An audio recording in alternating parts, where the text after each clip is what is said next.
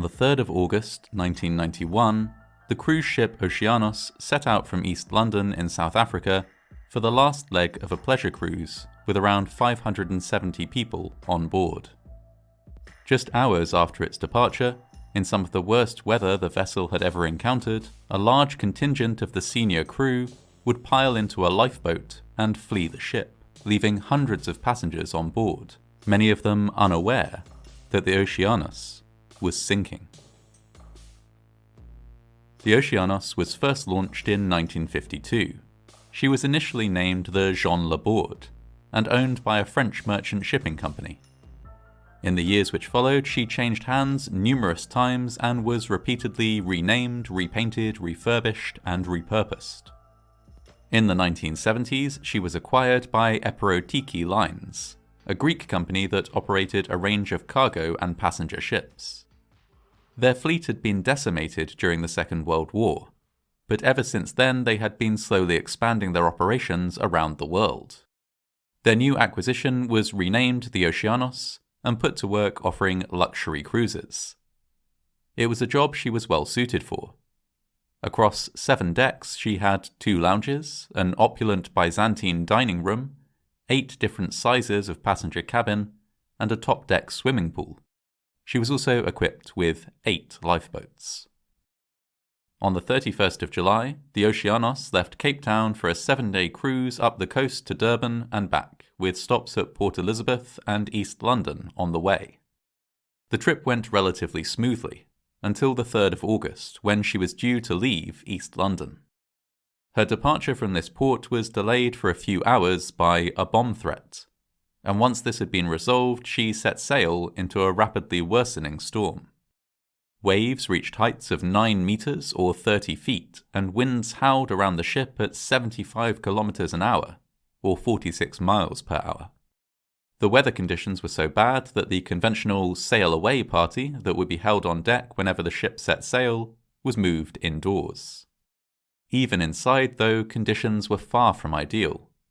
As the evening's dinner service began, plates slid from tables and waiters stumbled and fell with fully loaded trays. This was a sight that alarmed Moss and Tracy Hills, a husband and wife team of entertainers who had been employed by the cruise line as musicians. They had been on board the ship in rough weather before, but had never witnessed the highly trained waitstaff dropping trays or spilling drinks. Despite this, the waiters continued to serve dinner. That is, until about 9:30 p.m., when a loud booming sound was heard. Instantly, the lights went out and the steady throb of the engines died. Something was very clearly wrong. The Hills, keen to keep everyone calm and happy despite the rough conditions, got on stage and played music for around an hour. But with each passing minute, the apprehension that something was seriously wrong grew worse and worse. Now the ship was not just rolling, but beginning to list steadily to one side. Moss Hills was joined by a fellow entertainer, magician Julian Butler. Together they went in search of a senior crew member to try and determine what was happening. As they ventured below decks, they noticed significant flooding, as well as many of the crew urgently packing bags and donning life jackets. Though nobody had officially announced it, it was clear that the ship was in danger of sinking. Moss and Julian went back up to the lounge and watched as lifeboats full of senior crew members, along with a small number of passengers, were launched. Moss then encountered cruise director Lorraine Betts and was extremely surprised when she told him that the captain had given the order to abandon ship.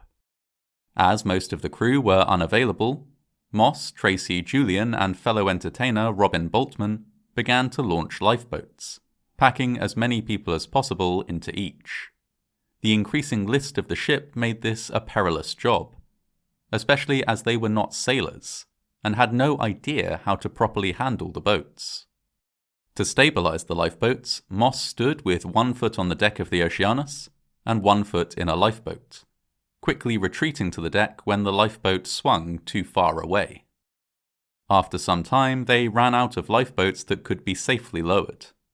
Unsure what to do next, Moss, Julian, and Tracy went to the bridge, intent on speaking directly to the captain. The captain, however, was not there. Neither was anyone else. The ship had been, well and truly, abandoned. The captain had even left behind his pet canary, which was later freed from its cage by entertainer Robin Boltman to give it a chance at survival. The entertainers took it in turns to use the ship's radio to call for assistance, and were eventually able to get in touch with the captain of another nearby ship. When asked where the Oceanos was, Moss replied, "I don't really know. Somewhere between East London and Durban." Frustrated, the speaker asked for the actual coordinates, which Moss also did not know. The speaker then asked for Moss's rank, to which he replied, "Well, I'm not a rank. I'm the guitarist." "What are you doing on the bridge?" asked the speaker. "Well, there's nobody else here," replied Moss. "Who's on the bridge with you?" asked the speaker. Moss Hills explained that he was on the bridge with his wife, who played bass, and another entertainer, who was a magician. After a lengthy pause, the speaker instructed Moss on how to determine the ship's position and began organizing rescue helicopters.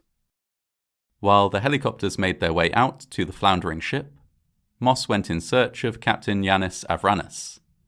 Cruise director Lorraine Betts said that she had stopped the captain from boarding one of the lifeboats and encouraged him to remain on board, and it appeared he had done so.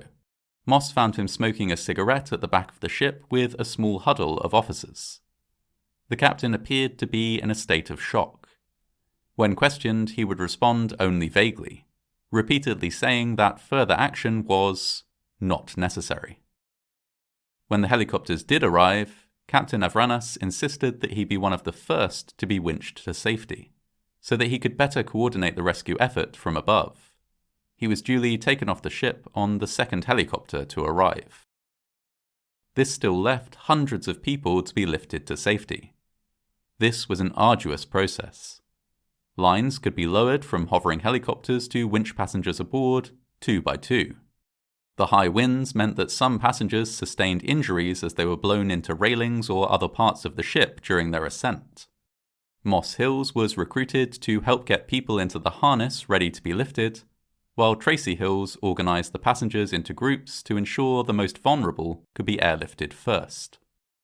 While they waited their turn, passengers were gathered in the lounge, where entertainer and cabaret artist Alvin Collinson helped them pass the time by singing songs.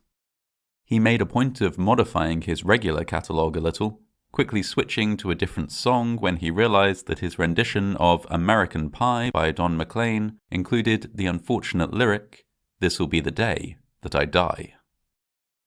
Outside, passengers clung to the rails of an increasingly listing ship.